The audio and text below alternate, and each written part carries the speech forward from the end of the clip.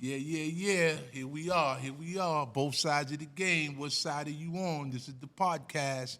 And Harold Johnson, the coach, better known. That's me. Got a real serious special guest today from Charlotte, West Side, the shooter, the original shooter. Indeed. Anthony Morrow. My brethren. Coach. Yes, no question. Thank you. No I'm here. question. I couldn't wait to be here. Coach, best evaluator, coach of my life. One of the best, definitely. And I'm right here. So what's going on? Well, we want to just ask you a few questions. You being from Charlotte. By the way, we in North Carolina. I got to keep mentioning that. You see the hat? Yeah, my son. Yeah, you see what it is?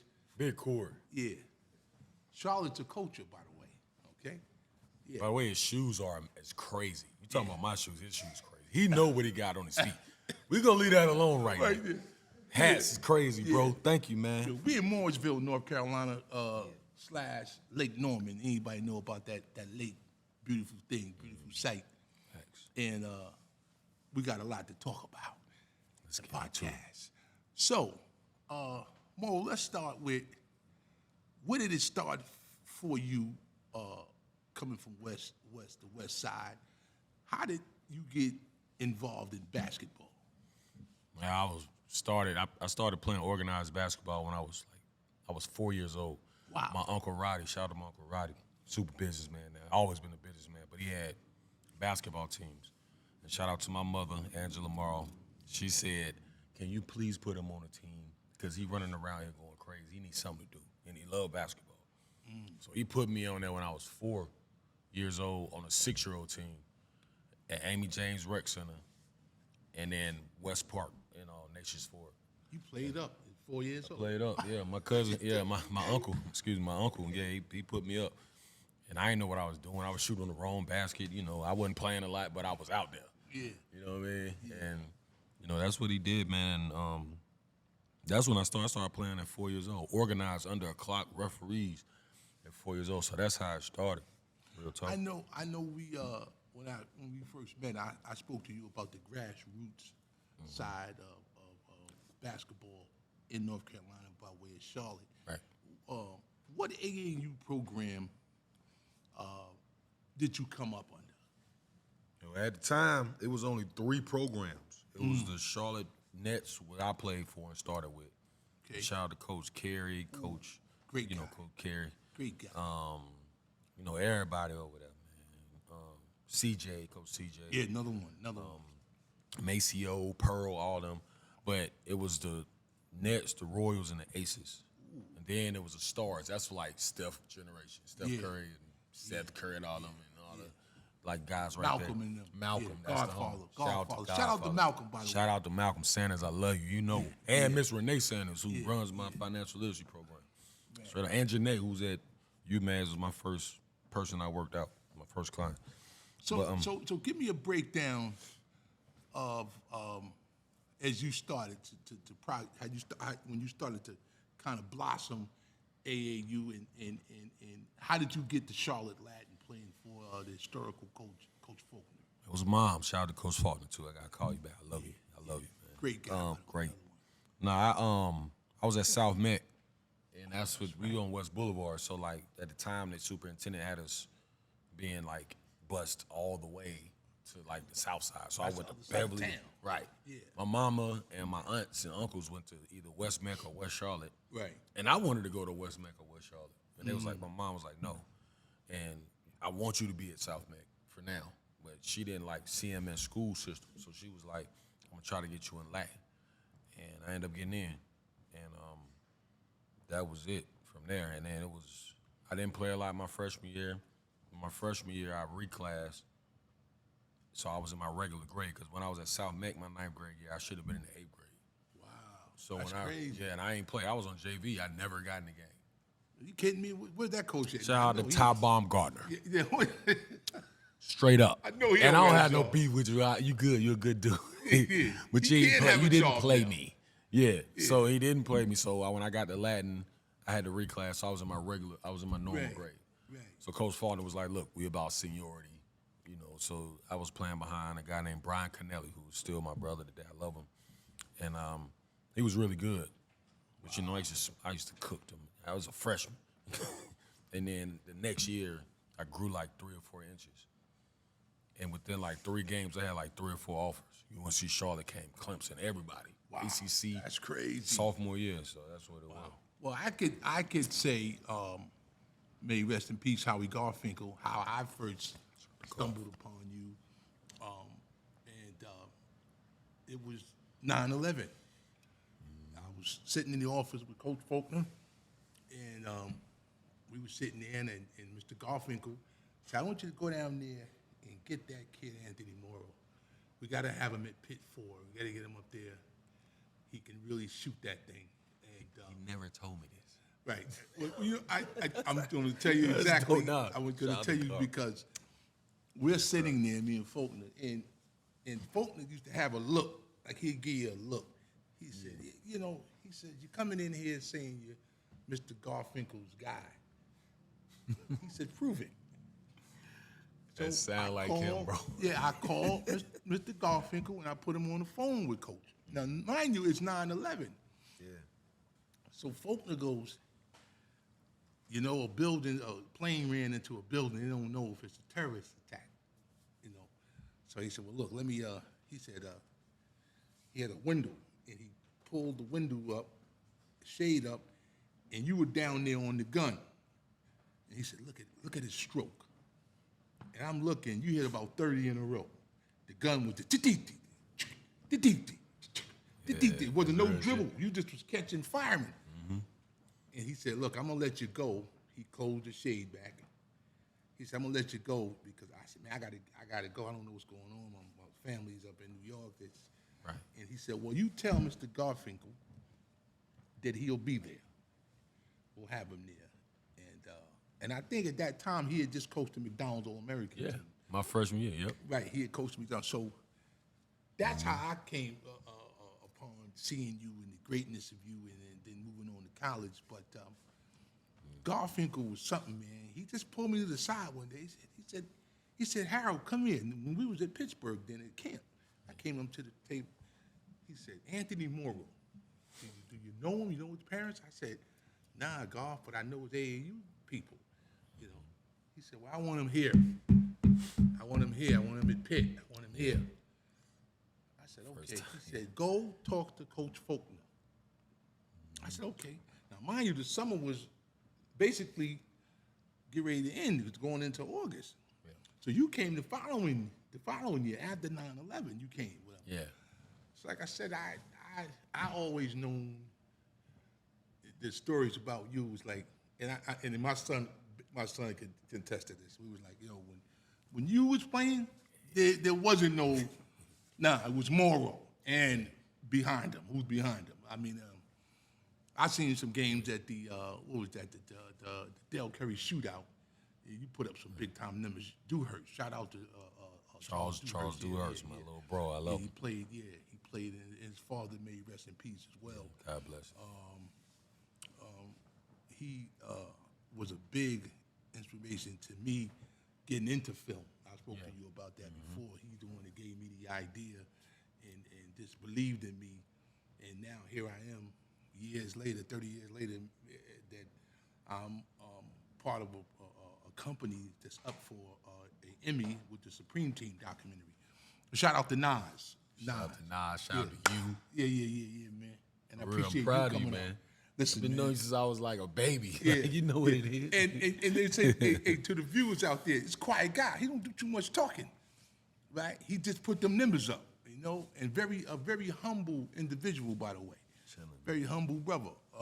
Got 2 twins, by the way, you tell me, right? Yeah, got twins. Oh, man, that's going to be a problem. That's going to be a problem. So Anaya in Atlanta, my oldest son, Caden Morrow. Anaya Morrow in Atlanta, volleyball star. Right. Caden and twin, Malachi and Amiri. Oh, okay. 6 okay, years old. Okay. So let's. I know I want to touch on this. The AAU, the roots here. Right. Now, when I first came down here, the name that I was hearing, remember, I came out here in '87. Yeah. Was Touche McGinnis. Yeah. Shout out to Touche. Shout out to Touche. And that's the name that I was hearing. Real You talk. know, he was that guy, tough. Yeah. So that era, with that, so can we start there with him as far as the grassroots go? Absolutely. Wow, that's crazy. Touche, I mean, it was like Cornbread Maxwell that went to UNC Charlotte back in the day. Wow. And then That's like, deep. but I didn't see, my daddy would tell me that, you know, North Carolina in general, James Worthy, Sleepy Floyd, like guys like that, but I didn't see them. Yes. But I respect them. Every time I see them, I show them love. But Touche is from West Charlotte. He's from Beatty's Ford. Yeah. And he went to West Charlotte, and he broke a lot of records.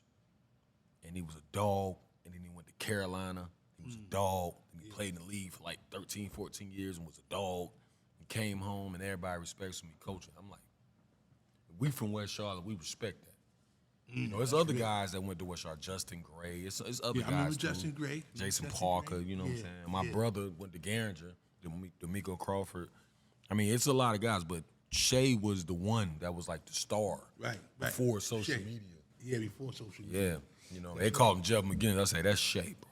Yeah. That's Shea from the West. from the You know what I West. mean? We looked up to that. Like, we wanted to go to Carolina. We wanted to go to the league. We wanted to go to West Charlotte before that. You know what I'm saying? He was that standard, you know. So. Yeah. So you had a brief stint with Rod Seifert with the Royals. Yeah, I did. Yeah, Rod Seifert, Rod was, and a lot of guys, the Royals, but Rod was straight up. He was a straight up guy. Yeah. You know, you did play in front of some coaches with him. Yeah, I did, yeah. I was telling my son that it seems like a lot of guys that played with the Monarchs, the Stars, and stuff like that, they transition, they'll play at least one tournament with the Royals. Yeah. Interesting that we're having this conversation because New York basketball, and I always tell those guys up there, I said, look, time out, guys. Let's call a timeout. Stop it. Yeah. You're going to run into a problem in the years to come with those guys in North Carolina. Oh. And when I start seeing it, is when I start taking you guys to camp. Donnell Mack, Steph Curry, his brother Seth, Eric Mena, Jamie Skeen, Demir Pitts, like these guys, you know, the John Walls, these guys, the Jeff Worleys. By the way, Jeff Worley, shout out to you, man. Shout out to Jeff, I'm not going to leave you out because you know what? Truth be told, brother, you was the first player I took to 5-star. Yeah. That's crazy. For real? Yes. And you know, that's bro. That's my brother, Jeff. Yo, I'm not leaving that out, man. That's what's up, though. You one of the first players that's I took crazy. to 5-star. You and KC Rivers. Yeah.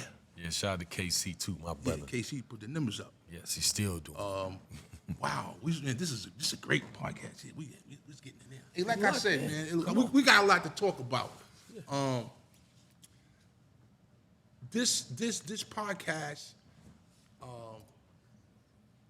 we want it to be where next time you prescribe, you get on this, we want this to go out there because I'm not knocking the guards in New York, whatever they did, their documentary on HBO. Right. No, it's coming here next. Yeah, that's 2 knocks, right? That's the 1 knock, and then he's knocking, then we coming through the door. All right, so this gonna go viral. Watch. Yeah, you already know what time it is. Come on, coach. You know, it had to be. I think Maynard was a sophomore. Mm-hmm. Maynard was a sophomore, and I took Maynard. A gentleman by the name of Ken Perry. I don't know if he's still alive, but if he is, this guy was the first guy. Him and another guy. This guy was a maniac. Dow Rankin. He was with the Monarchs. This guy. Yeah, Charlotte Mon. Yeah, he was a feisty, fiery guy. Yeah. So one day he came to me, and he said, "Ken Perry want to see you." I said, "Who's Ken Perry?" Yeah. He was an older guy back then. Right. So I come in the gym, and the Monarchs were practicing. And I seen a kid on the other end, and he just was dribbling the ball between his legs. He said, "You know who that kid is?" I said, "Nah." He said, "Eric Mena." I said, "Wow." I said, "Word." I said, "He got a nice handle." He said, "You ain't seen nothing. Yeah, let the game start." So now the game start. And he's just throwing no-look passes. He's dropping the bounce pass. And this, to make a long story short, Ken Perry said, "I want you to take him to 5-star." I want you to take him to Mr. Garfinkel and tell him this is the first pro we sending up there. So I'm like, you're going to get me in trouble here. I can't, So he was a sophomore. Yeah. I take him to Farmingdale, what is that called? Hampton Sydney, Farmingdale, Virginia. Hot as fish grease there. we sign up. I get him signed up. We walk in the cafeteria. Walk him up to the table. Mr. Klein sitting here, Goff sitting here. Yeah. I says, Goff, Ken Perry. He said, who's Ken Perry? Harold, what's going on? Who's this kid? Who's the kid? Yeah. I said, this is Eric Maynard. He's a pro. Goff said, Harold, what grade is the kid in? I said, he's in the 10th grade. Harold, get the kid in his bunk. We're going to see the kids when he warm up. Yeah. Right? Knock it off. Right? That's exactly how he sounds. Yeah, knock it off. Look, knock it off. He said, Harold, the kid's still in high school. What are you talking about, Ken Perry? Who's Ken Perry? Yeah. Check this out. I want y'all to hear this. Rest in peace, Goff. NCAA tournament first round, Duke against VCU. Yep. Eric Maynard slices and dices them, and he had Coach K get this close to the mic. The physicality, they took us down. Yeah. Goff calls me, and he goes, Harold, they didn't believe you. I didn't believe you. Eric Maynard, he killed them. So that's one little story about the players from North Carolina. Jamie Skeen, by the way, took his team to the Final Four. My baby bro. Down low, jump hook, boom. Wake Forest. By the way, you had a stint too with Georgia Tech down in there, right? Of course. No, I did. You talking about not in the Final Four? But you had some mean games. You had a couple of. No, I got down. I got down. We wasn't like that team that I came. Like I came. Well, who you played with? Who was on that team with you that year? Shout out to all my brothers. Jared Jack. Detroit Pistons assistant coach now. Yeah. Will Bynum, Chicago legend, coaching and Will Bynum. Wow, I didn't know that. Yeah, Will Bynum.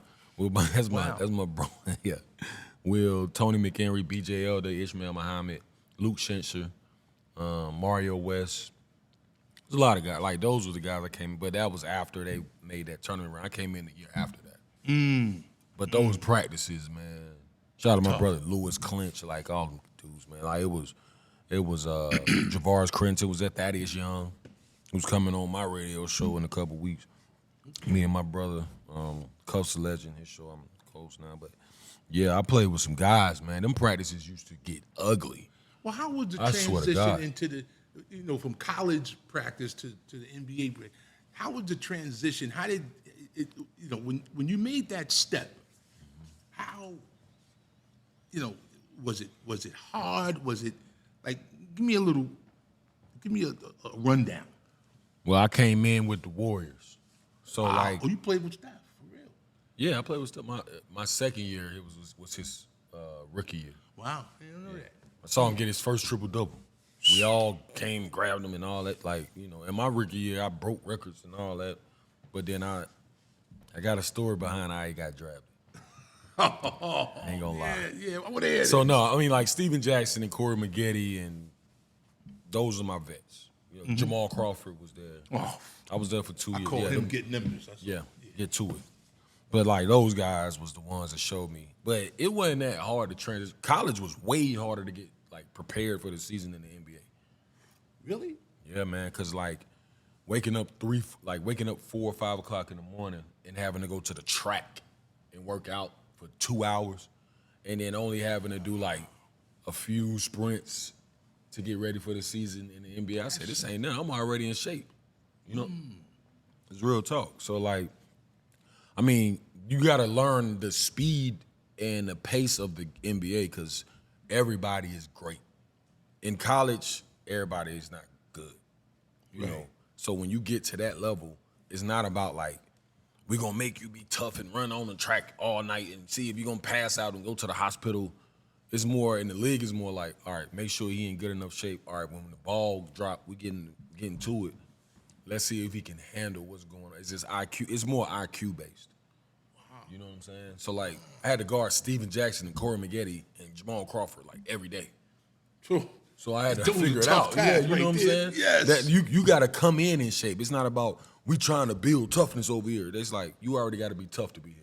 Yeah, see because what you I'm was the saying? That's defender the too, only- man. You played D. Yeah, I try, man. I wouldn't give myself all that credit. Well, Look, but I thank you, Coach. Yeah. I mean, I played enough defense to stay in the lead that long. right. So you definitely put it in. Listen, I ain't gonna lie on my game. A lot of you guys, stop lying on your game, man. Stop it, man. For real. They cap it on their game, Coach. Yeah. Listen, I played varsity ball. Could I went to the Division One, maybe the JUCO route? Nah, he but could've that's went to it. St. John's. Real I don't know talk. about that, but No, look, Corey, that's what you're doing. yeah, I don't know about that. But I'm capping on Coach. Oh shit! I'm going to say this.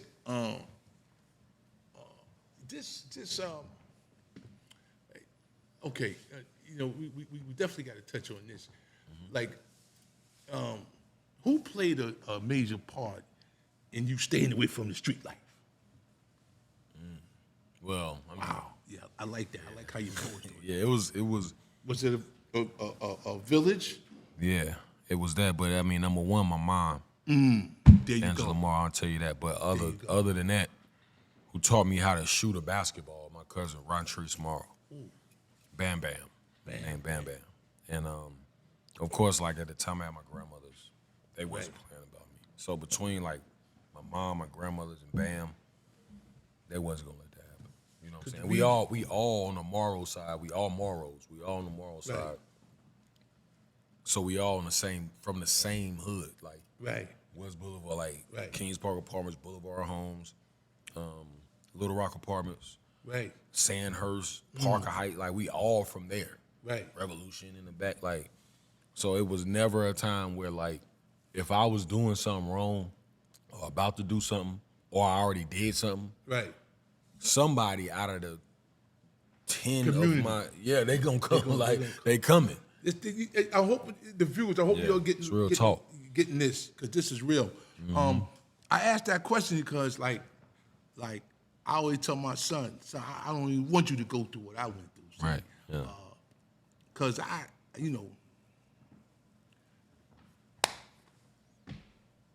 Well, talk about it. I lost a few guys, man, Yeah. and that basketball had a lot to do with me sitting here today talking to you, man. So,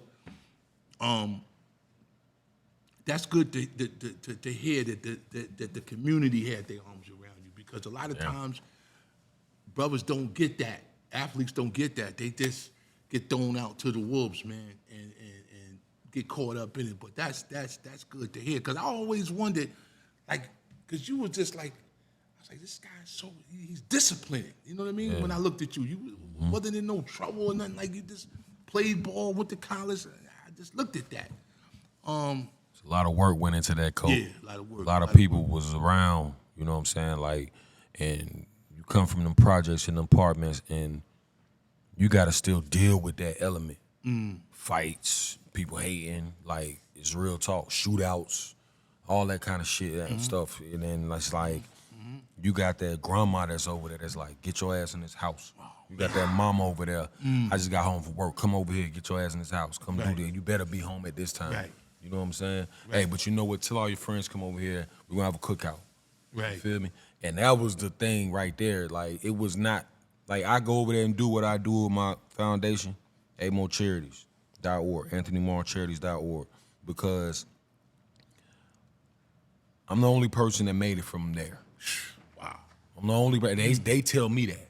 So when I go back over there and do it, it means way more to me than anything else. Because I remember them days when I was like they age. You know what I'm saying? And they respect it. And I love them. And I love my community. I ain't tripping on none of that. Yeah. I want to just jump back into the AAU part because when I bought 5-star basketball camp to the Carolinas, that was a mission that Mr. Garfinkel assigned me to do. He said, Harold, it's going to be hard because they believe in playing a lot of games down there. the AAU, and at that time AAU was on the rise. Like, Yep. you know, I'm gonna tell you something. Shout out to Ronald Dixon, man. Charlotte Stars. I was a part of that national team with Ronald Dixon, man. He had a great team. Had a great team. So, and I talked with Ronald about taking some of the kids to 5-star, and he was like, "As long as it doesn't interfere with the nationals of the states." And Golf told me, he said, "Harold, you're not going to win that battle." Okay. Yeah. Golf said, "You're not going to win it, Harold." He said, "The key is to get a few of them. Get a few of them and get them to camp and let them experience the 5-star teaching method, which is the stations, the hearing the lectures, the nasty food, by the way, in Pittsburgh. I know you didn't like it. Just go ahead and say it. You didn't like it. It was bad. Shout out to Station 13. Oh, man. I went to Station 13 because Michael Jordan, they said he went there. And I said I was in there every day. And it was 1,000 degrees outside. You hear this? Hey, listen. I didn't give him no script to read on this. No, this is real talk. I didn't give him no script. I didn't give him a script. Did you make the All-Star team there? I did. Okay. Yeah, I made. I'm going in on them folks. Yeah. It was but eating the bread and the grits. I don't even know what they had at the food was. But I'm going to say JC, my cousin JC, Jonathan Clark. He gonna see this and he gonna laugh at this. It was crazy, but it was fun. We had a great time. So, a question I wanted to ask you: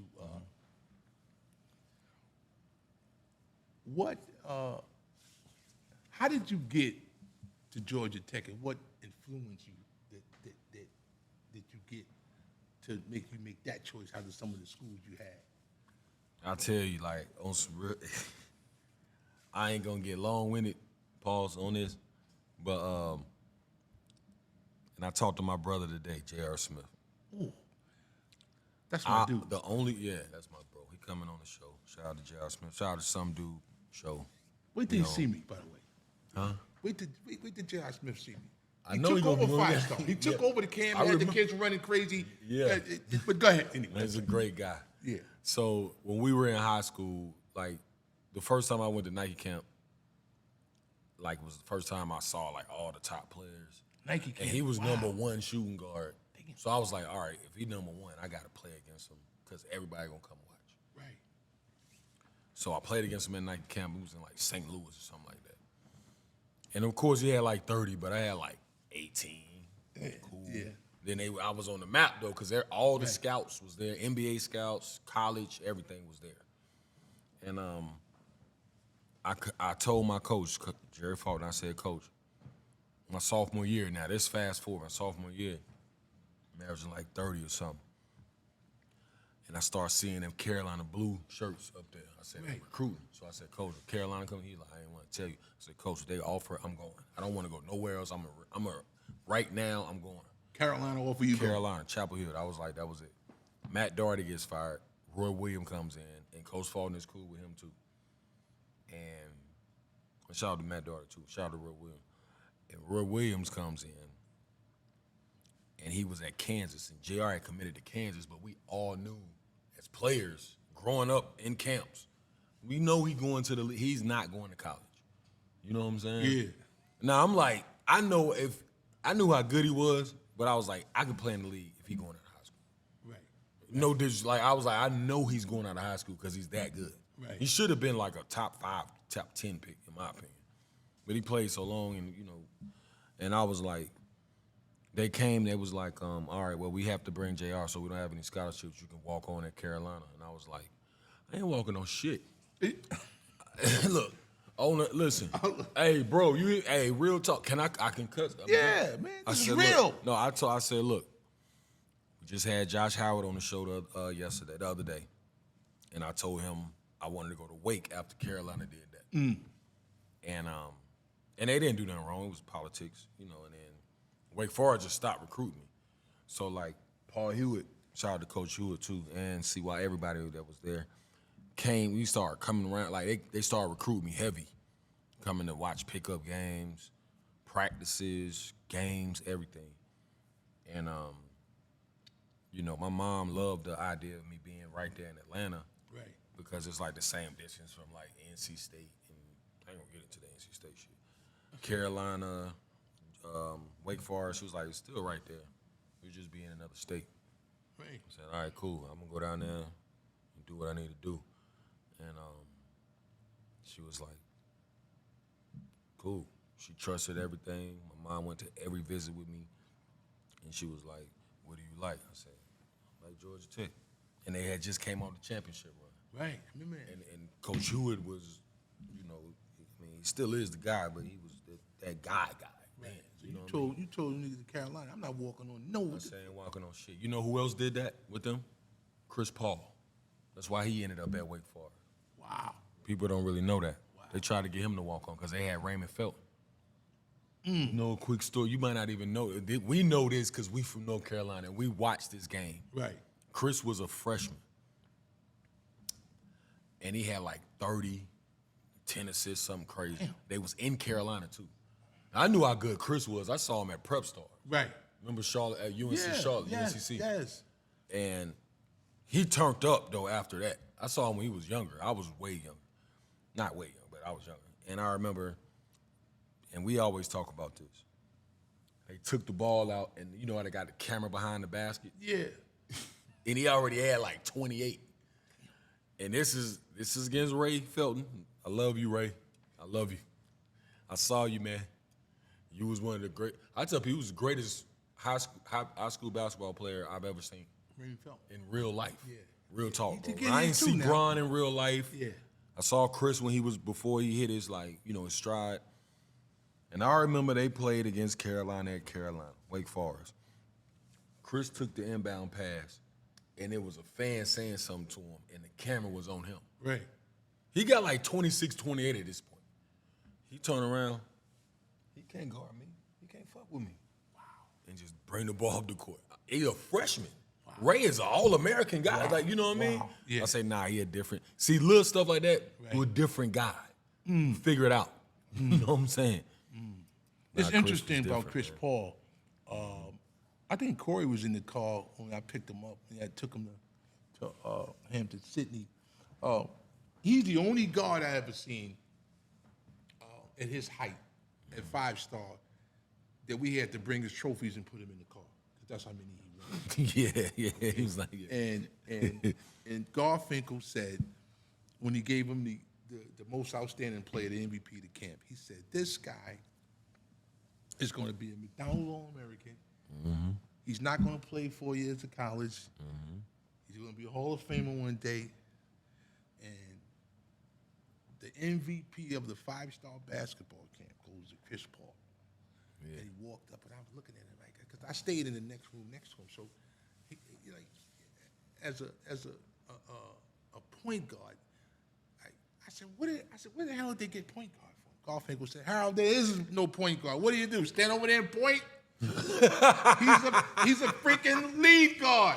I said, this guy Garfinkel, like, lead guard. So when they say point guard, I go like, I go back to golf. May rest in peace. Lead guard. God bless. And Chris, we had to bring his trophies and put him in the car. He won everything that year. He won everything. Mm-hmm. So, you know what? I got to put this out there. Who was your toughest opponent coming up in high school in Charlotte? In high school in Charlotte? Yeah. I came close because right now you're taking nah, too long. so no, so you I'm really not. want to say nobody. Nah. I ain't gonna do that. Well, keep it real. Well, we knew how great. I knew how great Steph was gonna be. I still had that Golden State story that I can get into now because I ain't work. Look, I can say what I want to say. But, Absolutely. It's two guys that played my position.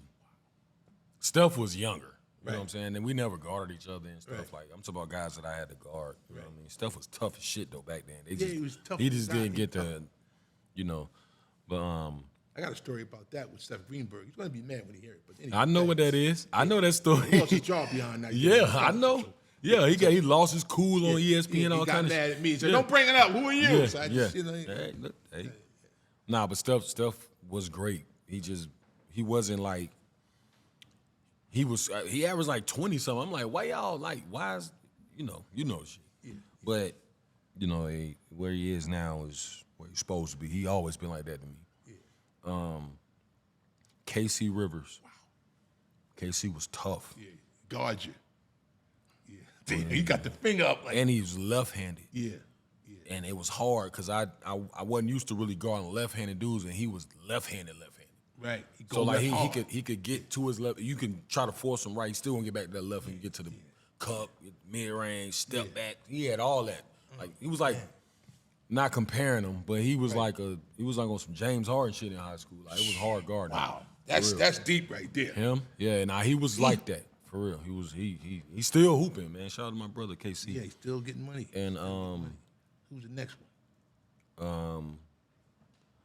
Bro, y'all may not know of him. Julio Anthony went to Victory Christian. Anthony, do I name him? You told me about him one time. He was tough, huh? No, he went to Victory Christian. He was like my height, but he was a real point guard. Like he was like a real combo guard. He was like Penny Hardaway, not comparing him to Penny and like Jamal Crawford or something. And he was super athletic. Wow. He just went to a smaller school that I felt like didn't at the time. Like I tried to get him to come to Latin because Coach Faulkner was like, "Do you know him?" I said, "Yeah, I'm cool with Julio. Like we at the YMCA, we play against each other all the time. Would he come to Latin? Coach, if he come to Latin, we're not losing one game. 6'4", 6'5", handles. Like I don't have to bring the ball up the court. I ain't got to do nothing. You know what I mean? Like with both of us, I said, man, ain't nobody gonna come on now. And he didn't get in. It's a different story. But he broke all the records at VCC. He cold-blooded. He was tough. Charlotte Legend prepared you basically. That still is a good academic school. They don't play around. 100%. Yeah, they don't play around. They're not messing around with that. Play around over there. But like I was saying, Steph is like, I'll tell you about Steph, man. He was young, so like we could intimidate him, and then by the time he was a senior, I was out of school, but I was watching him, and they was telling about him. I said, bro, he gonna be different when he get to Davidson. And they're like, what you mean? I said, no, bro, he's going to break record. I didn't know it was gonna be like what it was, right, and like what it is now. But I tell you like this, and I ain't saying no names within that Warriors organization at the time. This is going into my second year. Okay. I'm out there working out. I come home 2 weeks. I'm going right back out there. Now I need to be out here working. I gotta go to summer league. That's when I broke the record that year. I come out there and I was like, this is the draft day. I know they want Brandon Jennings. California kid. Brandon Jennings is really good. Don't get me wrong. Shout out to BJ, man. Real good. Real partner. And I told him, I said, man, we need to draft stuff. I'm out there I just finished the workout. I'm getting something to eat. I'm in there with all the press people. I swear to God. Told him that. Yeah, I swear to God. You hearing this? Yeah. Yeah. I was sitting there with the press people, eating lunch after I worked out, and I said, you need to draft Steph Curry. I said, he want to go to New York, but y'all need to draft him because we got the 7th pick. Right. They had the 8th pick. Right. Took Jordan, I forgot his last name. Bro, he was good. But I said, I need to draft Steph. Somebody in the press with a big name, no disrespect, told me, you hear me? On the hood, on West Boulevard, told me on draft day, a lot of people like Steph Curry end up overseas. I say he's not going to be overseas. Wow. I say he's special. Crazy. You're biased because y'all from Charlotte. No, bro, he's different. I'm telling you. I can see. I've been working out with him. I've seen all this. They end up taking him. Yeah, they took him. And BJ ended up going 10 to Milwaukee. Right. And then Jordan Hill, I think his name. Because I was at the draft with Sonny, you know. But it's funny you said that.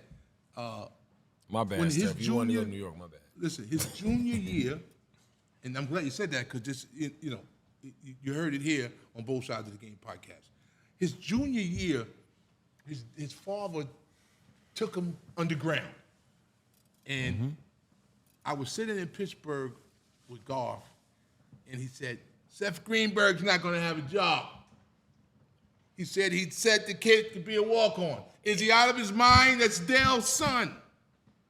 He says, Harold, go to Charlotte. And when you get next to Dale, you call me. We have to get him to Holmesdale. He has to come up there with the top guys. True story. Yo. That's crazy. I'm not known for lying. Never. Okay? So, I come down to Charlotte. They're building the Bobcat Arena. Yeah. Dale's sitting in there. I come right next to him. I said, Dale, Golf want to talk to you. He said, yeah, man. He says, how's he doing? I said, he's doing good. He said, call him. That's OG. Let me show you how golf is. Let me show you how golf works. He goes, Harold, are you with Dale? Not, hey, Harold, how you doing? He said, are you with Dale, Harold? Put him on the phone. Hand the phone to Dale. Dale go, hey, Golf. Okay, Mr. Garfinkel, he'll be there. Okay, just have Harold pick him up or somebody pick him up from the airport. Yeah. All right, and okay, yeah. And he came with Charles Dewhurst. Shout out to Do. Yeah, they came. So Big it lad. was raining, right? It was raining when they got there, right? And I'm standing in front of one of the bunks. He's walking by with Dewhurst. So he's like, "Oh, this place is." I said, "This ain't country club." Yes. Like I just told him. I said, "But get ready." So he's at camp. Every time he played, the kids would come to the barn because this was barns, and then it was outside. And Golf said, "I don't understand this. This kid, they don't understand. He's gonna be great one day." And he said, "In Greenberg, and you asked him to be a walk-on?" I'm like this. I'm like sitting there like, they're gonna fire him, and they did. But that just goes to show you the vision that Golf had. Golf was like, yo, he's a late bloomer. Sometimes late bloomers are the best bloomers. But like you said, draft them. But hey, man, listen. Be looking for the documentary because it's coming. It's coming. The grassroots of Carolina basketball by way of a few that went to 5-star. I'm out. Peace.